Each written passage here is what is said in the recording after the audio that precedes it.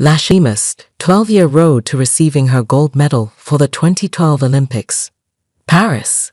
Lashinda Demus always knew she was an Olympic gold medalist when she won a silver at the 2012 London Olympics. In the 400-meter hurdles, she had a hard time accepting defeat. Demus entered as the favorite.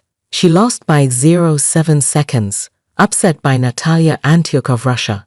Finishing second cost Demus millions of dollars in endorsements, she surmises.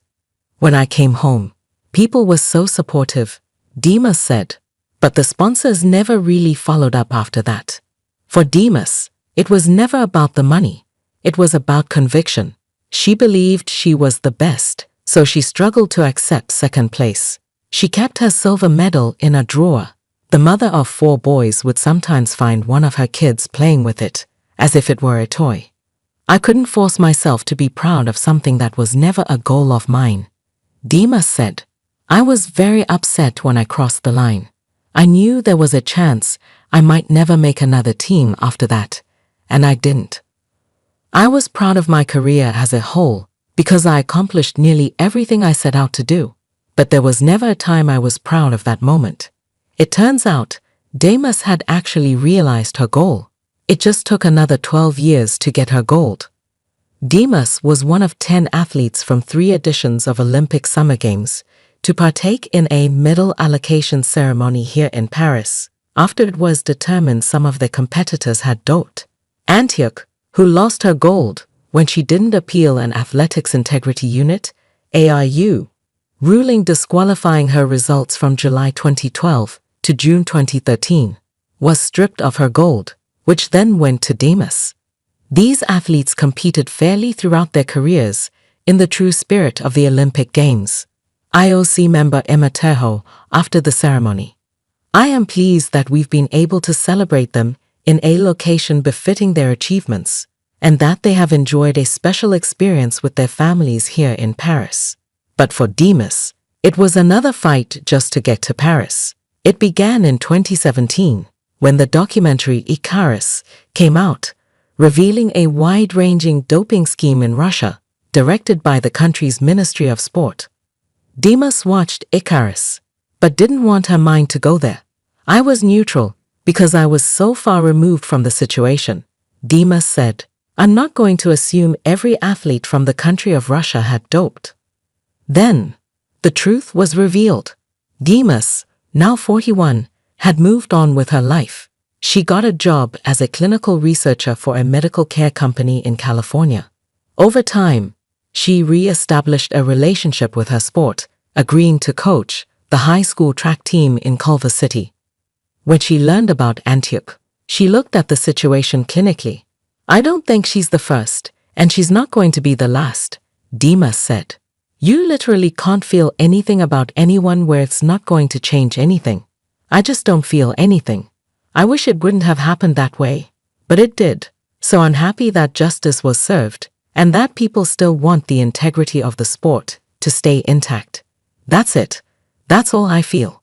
While Demus felt neutrally about Antyukh, her own conviction in herself only grew stronger. She knew she deserved better than the fate she received. "You have to expect certain things in order for you to work towards them," she said. "Because if I didn't expect to be the best and to win all the time, there's no way that I would have woken up each morning and worked as hard as I did. In order for me to be that way and to go after it like that, I have to expect to win and be the best." Her mindset has adapted over time, especially as she works with high schoolers. "Since I'm a coach, I'm like always telling them nobody is perfect. I think that I was one of those people seeking perfection, and that can be detrimental to your mental health," Demus said. "I'm a strong-willed girl, and I think that is one of the reasons why I was really good and rarely lost races. But when you don't hit those goals, how do you come back from that? It's difficult. But I do think that people should know it takes the mindset of not taking no for an answer." When Antyukh's ruling came out, Demus knew she deserved a proper medal ceremony, recognition for that work she put in. But that was up to the IOC to organize. "Let's just say that they didn't first call me. I called them," Demus said. "I didn't give them a chance to call me. I called them with a lawyer to show I'm very serious about what I'm saying. Respectfully, listen to me. According to Demus, the IOC initially offered for her to show up at a national or world championships for a makeshift ceremony. She wanted something on the international stage. Over the years, Demus had stayed in touch with Zuzana Hengenova, Czech Republic, who finished third, and Kelly Spencer, Jamaica, who finished fourth in the 400-meter hurdles in London. We competed against each other for years, and there's a mutual respect, Demus said. We follow each other on social media. Every blue moon, we'll send a message to each other, like when someone has a kid or a life moment. Demus knew they earned more too, so all three of them fought for something grander. Eventually it was determined they could have a proper ceremony in Paris. Demus started a GoFundMe page which raised $21,000 to alleviate travel costs so that her entire crew, her mother, father, 4 sons, niece, and 2 cousins, could come too. On Friday, all 3 hurdlers were recognized in a ceremony in the middle of Champions Park, at the foot of the Trocadero in the shadow of the Eiffel Tower. Thousands of fans packed the stands. To see the crowd be as excited as they were, I was not expecting that, Demus said.